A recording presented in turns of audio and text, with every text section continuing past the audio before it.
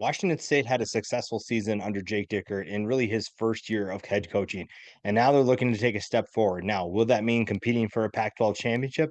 The 10 guys that we'll talk about today have a major impact on if that happens or not. We have to start with Cam Ward. I mean, how can you not talk about Cam Ward when you talk about Washington State? The former incarnate word transfer, everybody expected him to be successful, and he was. Now, he maybe didn't reach the level of success that a lot of people anticipated, but I think the game was a little bit different for him. I don't think that he expected a lot of things, and it was definitely a learning curve. And I think he made the smart decision by deciding to return.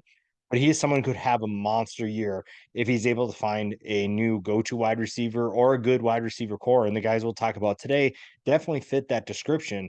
I think that Cam Ward is a really exciting player. And now that he has a full year of experience under his belt, he's maybe able to take that next step to be able to be a more productive player, to be a more dangerous passer. If you can find that deep ball, then look out for Washington State's offense this year. Now, we're going to talk a lot about the offense, but the defense deserves a lot of love too, especially the defensive ends. Brennan Jackson is going to lead the way, 6'4", 257 pounds. Very productive year, his best year yet in 2022. 12 tackles for loss, 6 sacks.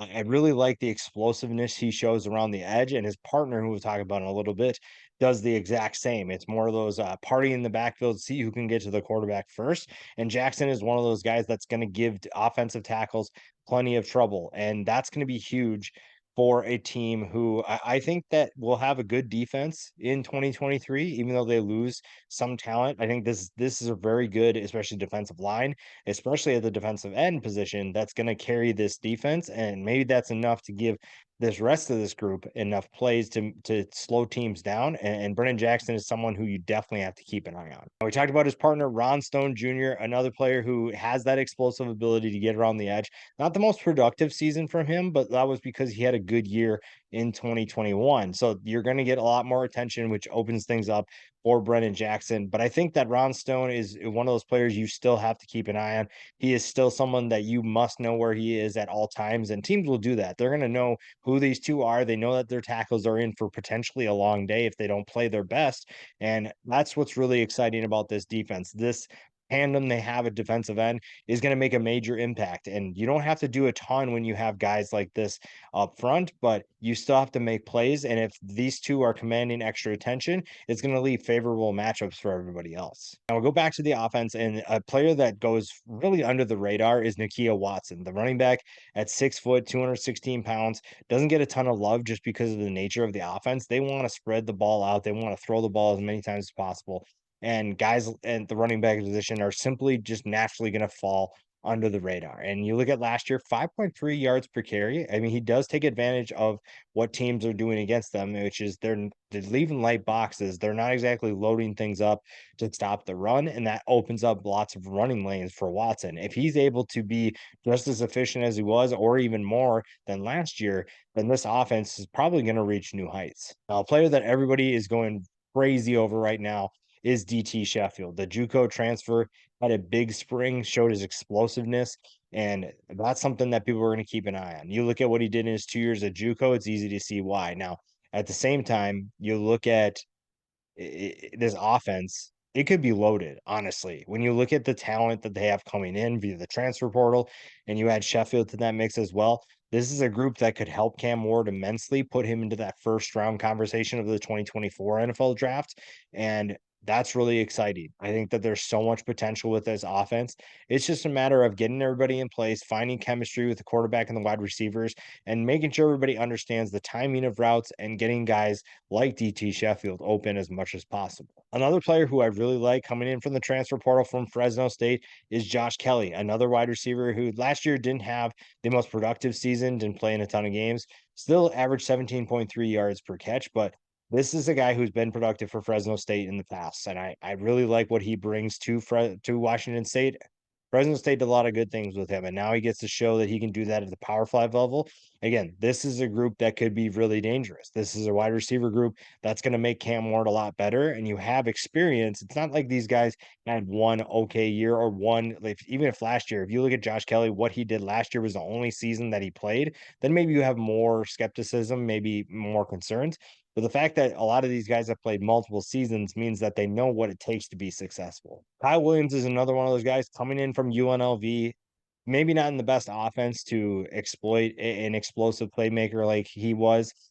I think that he's gonna see that at Washington State. Now, obviously, he's competing for catches, that's gonna be a big concern, but he's someone who can get open. I mean, you look at what he did at UNLV even before last year. He was someone that was a reliable threat for the Rebels, and if he's able to do that again, he's gonna find that there's other guys that are gonna open the field up for him, so he's probably gonna see, instead of seeing double teams or extra attention thrown his way, he's probably gonna see more one-on-one matchups. Now, if he just takes his game to a whole nother level, he knows what to expect too. So this is a guy to keep an eye on, kind of flying under the radar right now, but someone who could have a big year. And another guy who's flying under the radar on the defensive side of the ball, QUINN ROFF. You look at when Brennan Jackson and Ron Stone are commanding so much attention, and you think that you get a break because they go off the field. Guys like QUINN ROFF are going to come in and make life difficult. Even look at last year. He had the second most productive season of any defensive end returning, 7.5 tackles for loss, 5.5 sacks. He knows how to get to the quarterback, and that's going to give a lot of offensive tackles fits because when they're tired and they just had to block Jackson and Stone for a bunch of plays and they think they get a break, QUINN ROFF has other ideas. And that's going to be huge for a team that needs depth on defense, that needs guys that can step up in that second and third units potentially.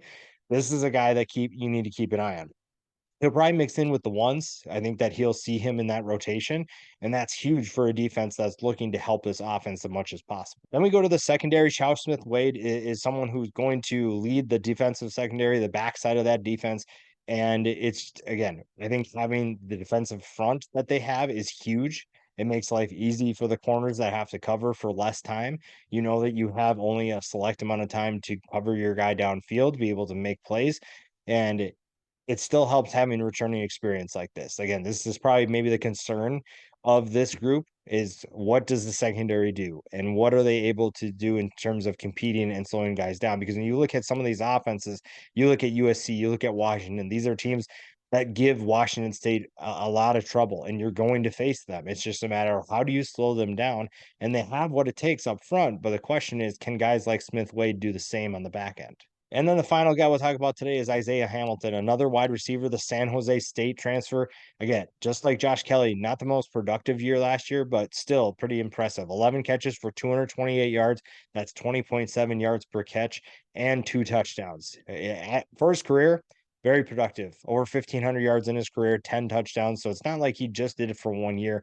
He is someone that can really help this offense quite a bit, add yet another weapon for Cam Ward to exploit downfield. And that's really exciting. I think that this Washington State offense is going to be really fun. I think they have lots of options, lots of potential. It's just a matter of finding how all the pieces fit together. And if the defense can also do its part, take a step forward, then the Cougars are going to be a team you probably don't want to face on a frequent basis, especially with the Pac-12 becoming a more deep conference, a more balanced. There's a lot more parity this year, at least. You're looking at tougher wins week in and week out. And Washington State is just another team that can make life difficult. It's just a matter of can they build upon their success from last year.